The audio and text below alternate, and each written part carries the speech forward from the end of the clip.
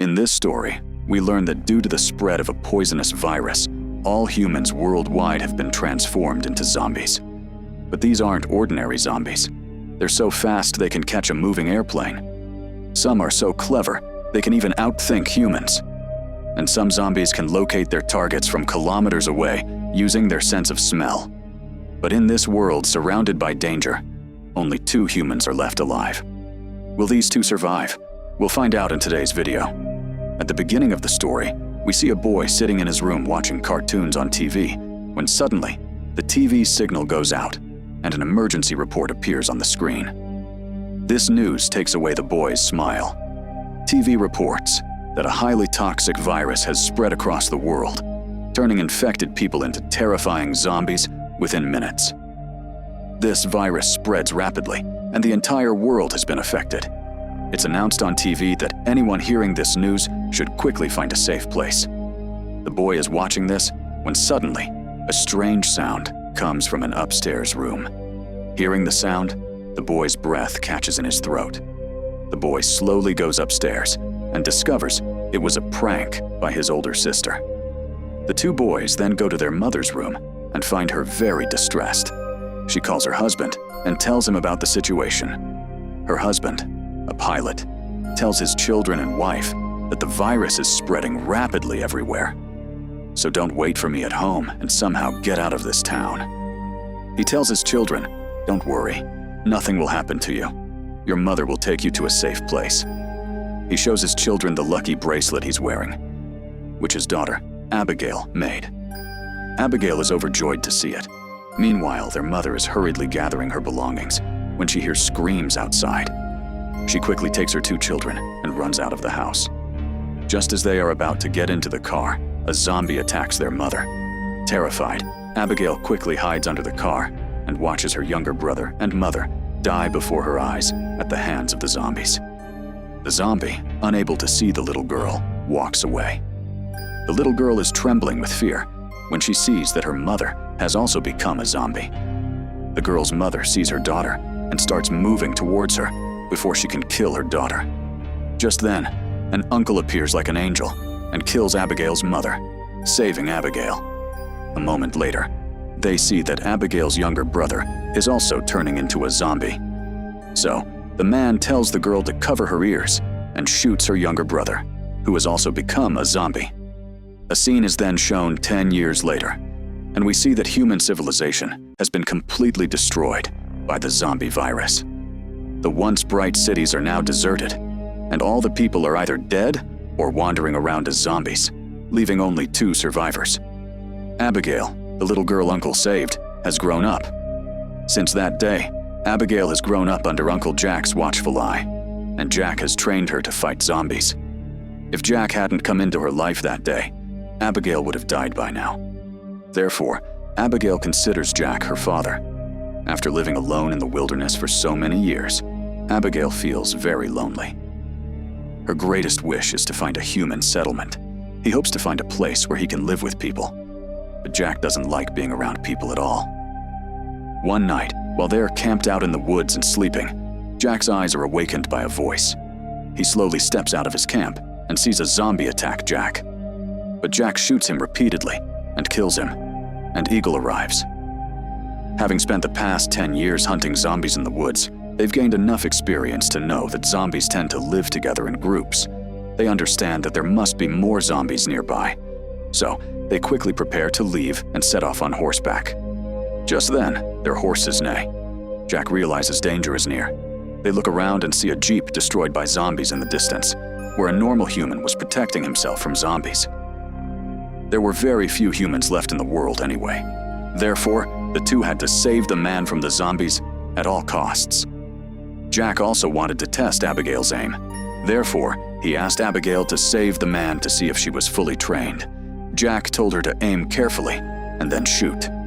But Abigail fired hastily, hitting both the zombie and the survivor.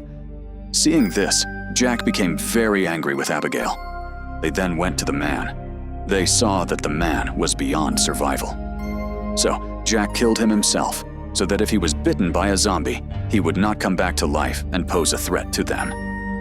After that, They both begin to collect the necessary items from the dead man's car. Jack takes the dead man's shoes, and as he puts them on, the dead man's companions arrive, and several armed men surround them. When one man sees the dead man's shoes on Jack's feet, he suspects they killed his companion to steal the goods. As they begin to attack the two, a pregnant woman gets out of the car and tells her companions to leave them. Just then, the black horse warns them again, and the next moment, loud noises start coming from the distant forest. A multitude of zombies begin approaching them from all directions, coming at such a fast pace that they don't have a chance to escape. So, they draw their weapons and fight right there. Everyone here had weapons, but the zombies were overwhelmingly numerous. One by one, they bit many members of the group. The survivors had nowhere to hide, and soon, only a few remained. A strong man, unfortunately, fell victim to a zombie bite. He tried to shoot himself, but his gun ran out of bullets. Now, they knew they couldn't fight them off. Abigail took the pregnant woman into the car. Her husband was also in the car, and Jack started the car and quickly drove away. Only 4 members of the group remained. Everyone else had fallen prey to the zombies. A black-faced zombie became extremely enraged after seeing his companions dead. Meanwhile, the 4 of them, having escaped the zombies, are traveling in a car. On the way, Jack asks the woman sitting in the back seat, "Who are you? And what were you doing here?" He reveals that the survivors wanted to go to a place called Shiptown, where safe humans live. It has all the necessary facilities, and they all wanted to go there and live a normal life. Hearing this, Abigail is overjoyed, because this is the place she always wanted to go. Jack retorts, "There's no such colony here. I've been wandering around for the last 10 years, and I haven't seen one." Suddenly, their car breaks down midway. Meanwhile, the pregnant woman's husband, David, comes out and tells them, "I'm a mechanic, and I can fix it." But due to a lack of tools, the car can't be fixed. So, they leave their car here and begin their journey on foot. After traveling several kilometers, they reach a deserted community. Tall buildings still stand here, but a deathly silence pervades everywhere. They first thoroughly inspect the area. When they sense no danger, they decide to spend the night there. At night, they light a fire and cook. Abigail was very eager to go to a place called Shiptown. She starts talking to the pregnant woman about the place. The woman tells him that they've already made radio contact with the people living in Shiptown. It's a beautiful place where they can live freely. Hearing this, Abigail's eyes light up. Meanwhile, Jack sets traps outside, so that even if they fall asleep, they'll immediately sense danger approaching. Jack comes inside and pulls out a map and explains to everyone that he'll escort Megan and David a short distance, and then they'll go their separate ways. But Abigail isn't happy with Jack's decision. She approaches Jack and argues with him, saying that David won't be able to safely transport his pregnant wife to that location, so they should go with them. Jack says they should act wisely. "Look, where there are more people, there's more danger," she says. But Abigail, upset by Jack's decision, leaves. However, they are unaware that the black-faced zombie has sniffed out their car and reached there. The next morning, Abigail is sitting on the rooftop, looking at her childhood photos, when suddenly she hears a rustling sound from the trees below. She realizes that the zombies have entered and runs down to warn everyone, but a zombie chases her. Abigail tries to save herself by climbing the stairs and knocks the pursuing zombie down. However, she loses her balance, causing her to fall down as well. But Jack arrives just in time to save her. A short while later, the black-faced zombie arrives with his companions, having learned where their companion died. However, they are caught in a trap that has already been set, killing many of the zombies. Hearing the explosion, Jack realizes that the zombie horde has reached the place where they stayed last night, and the zombies are still chasing them. But the good thing is that they have left that place and moved on. Then, on the way, Abigail remembers that there is a small airport not far away where her father used to work. Perhaps there are some airplanes left there, which could easily reach Shiptown. But Jack says that if we go to the airport, it is an open space, and if it gets surrounded by zombies, we will have no way to escape, and it will be difficult to even find an airplane there. But after Abigail's repeated insistence, he agrees to go there, after which they arrive at the airport. But there are no airplanes there. Jack says, "See, I told you there won't be any airplanes here." But when they arrive at a small garage, they find a small airplane inside. They're overjoyed as their journey to Shiptown has become easier. But the airplane hasn't been used in a while.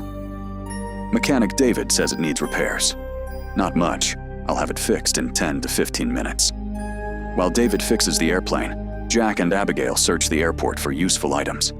Just then, David sees through binoculars that a lot of zombies are coming from a distance and will soon reach the airplane. The men come running and warn them that they must start the airplane quickly, otherwise the zombies will arrive and kill them. Abigail quickly gets into the pilot's seat. She reads the books available there. Her father was a pilot, so she learned a little about controlling an airplane from him, and Jack tries to stop the zombies by shooting them. Abigail somehow manages to start the airplane, but it's too late. A large number of zombies reach the runway. Their speed is very high, and one of them even reaches the airplane door. But Jack shoots it and frees the airplane, and Abigail understands the plane's controls. The plane takes off. Everyone on board is overjoyed because they will soon reach Shiptown. But this joy is short-lived. As they move a little further, smoke suddenly begins to pour from the plane's engine, as the plane hasn't flown in the last 10 years. Therefore, its engine explodes, and the plane begins to descend. Jack acts smartly and crash lands the airplane into a tree, causing. They suffer minor injuries but survive. The plane was no longer usable, so they would have to travel on foot again. After a long walk, they reach a deserted railway station. It's nighttime, and they check the surrounding area for danger. When they don't see any zombies, they decide to spend the night there. They check their location on the map, which tells them they are now just 2 days' journey from Shiptown. Here, the pregnant woman approaches Jack and thanks him. She tells Jack, "If it weren't for you, we never would have made it here." Hearing this, Jack begins to sympathize with Megan. He tells her his story. 10 years ago, when the zombie virus broke out, he had to kill his wife first because she was coming to bite him. That's why the human inside him has been dead ever since. Now, the only person he has left in this world is Abigail, whom he will keep alive at all costs. Jack also tells Megan that he has changed his mind. "I will take you to Shiptown first." Hearing this, Megan becomes overjoyed. Elsewhere, we see Megan's husband, David, holding a gun to his head and trying to kill himself. A zombie had bitten him on the leg. But David hadn't yet become a zombie because the wound was so small. Therefore, his transformation is very slow. Now, he decides to take his wife, Megan, to Shiptown and distance himself from her. The next morning, the four of them continue their journey. On the way, Jack begins to notice something strange in David's behavior. He realizes he's infected. So, he grabs David and takes him to an empty space, out of sight of his wife and Abigail. He lifts David's back and sees a zombie bite mark. Now, Jack is convinced that David is about to become a zombie. Jack asks him, "Would you rather die yourself, or should I kill you?"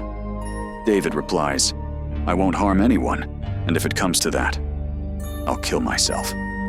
So, he leaves David. Night falls, and they see a house ahead. Jack points his gun and starts moving forward. Suddenly, a bright light flashes, and they are told through a speaker to put down their weapons, or they will be riddled with bullets. They now realize there's a human inside.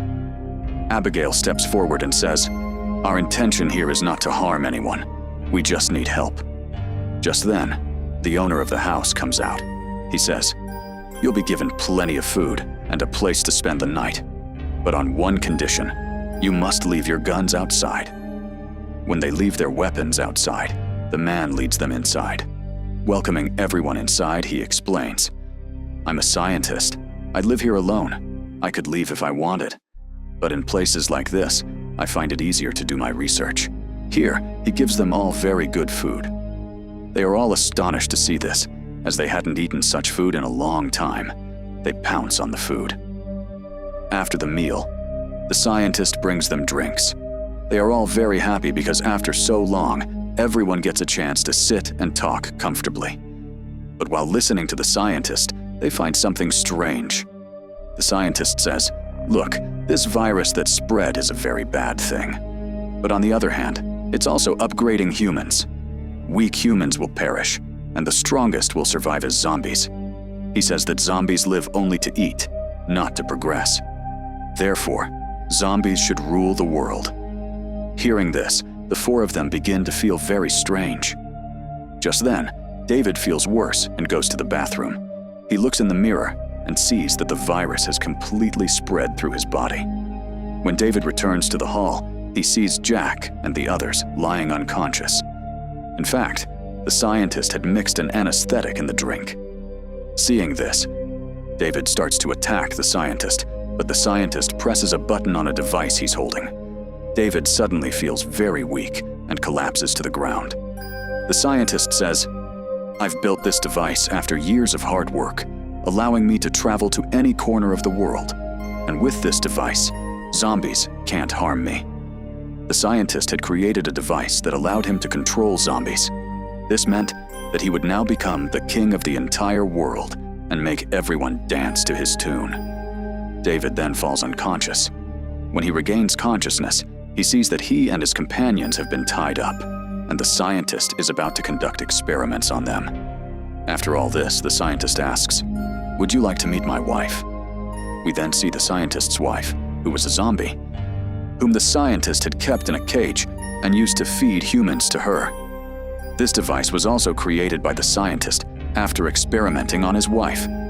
When the scientist opens the cage door, his wife attacks him first. But the scientist controls her and sends her towards the four of them. She attacks Jack, but he kicks her back. But then David, using the virus's power, breaks the rope and frees his other companions. Sensing danger, the owner of the house immediately runs away. The four of them then quickly get out with their belongings. Luckily, they find the scientist's car, and the four of them board it and head towards the forest.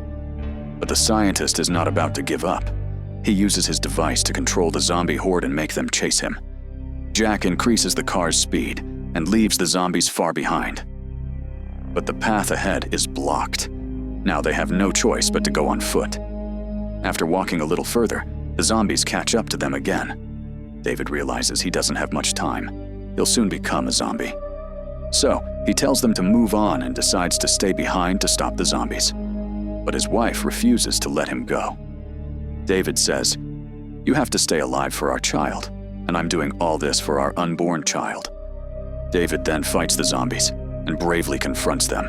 He manages to hold them off for a while, and his companions move far away from the zombies. But then, a zombie comes and kills David. Jack, carrying Megan in his arms, moves forward, and finally, they reach the place where the human settlement was. Abigail begins screaming for help because they are being chased by numerous zombies. Two guards on the tower above spot them and provide cover by shooting the zombies with snipers. Soon, a boat is sent for them, and the three of them board the ship town. He stops his companions from moving forward because there's a waterway ahead, and they can't cross it. Meanwhile, Megan is about to deliver and needs immediate medical attention. Fortunately, there are doctors and hospital facilities available. The next morning, we see that this place has been connected by several large ships to form a town surrounded by water. Jack tells Abigail that they should leave now, but Abigail has decided to stay. She's enjoying being among the people. They have a heated argument over this. Just then, a doctor arrives and informs them that Megan has given birth to a daughter, but due to excessive bleeding, she may not live long. Hearing this, Jack becomes disheartened. He quickly goes to the hospital room. Megan has become very weak and wants to hand over her daughter to Jack, hoping she will grow up like Abigail. Jack remembers his dead wife and agrees to let Megan keep her daughter. Meanwhile, Abigail is enjoying herself with a handsome man. She never imagined so many people could sit together, drink alcohol, and dance to beautiful music. This makes her determined to stay even stronger. After a while, Abigail sees the handsome man sneaking into a cabin. Seeing him, she goes in too. Upon reaching there, she sees that the cabin is completely filled with wires and bombs. There is even a wireless switch hanging there. As soon as she touches the switch, the boy comes running and tells her that they have planted bombs beneath Shiptown. If the place ever becomes endangered, people will escape through that route and blow it up from the outside. but neither of them realizes that this day will come so soon. The scientist, enraged, also arrives there. He sees that these people have killed many zombies, the ones he wants to use to rule the world. He uses his control device to control the black-faced zombie king. With the scientist's help, the water beneath Shiptown can no longer protect them. Numerous zombies reach the ships from underwater and suddenly attack the people, killing many of them. Panic erupts among the people. Meanwhile, Jack also learns that the zombies have attacked. Worried about Abigail, he begins searching for her. He moves forward, killing the zombies, and finally finds her. Meanwhile, Sun Scientist arrives on the ship and punches Abigail, knocking her down. Seeing this, Jack becomes enraged and runs toward the scientist, but a zombie intervenes and pushes him into the tank. The scientist also arrives, seeking revenge. He kicks Jack and knocks him down. But Jack knows that fighting the scientist is futile, so he attacks the scientist, smashing the device in his hand against the wall. Now, the scientist no longer has the power to control the zombies. The old scientist quickly becomes a victim of the zombies. Fortunately, the camp already had an escape route. Many survivors reach the other side of the river through a tunnel. When he's about to detonate the bomb, the handsome boy doesn't press the button because Abigail is still on the ship. Jack and Abigail then run outside. But the zombie king grabs Abigail from behind. Jack swiftly hits the zombie on the head with a stick, causing it to fall back. Suddenly, Abigail accidentally notices a bracelet tied to the zombie king's hand. It's the same bracelet she made for her father as a child. She realizes that this zombie is her father, but now he's no longer human, but a zombie. Here, Jack grabs her by the arm and forcibly pulls her away, telling her to run. Seeing them flee, the handsome boy immediately presses the button on the wireless remote, and the entire Shiptown is reduced to ashes.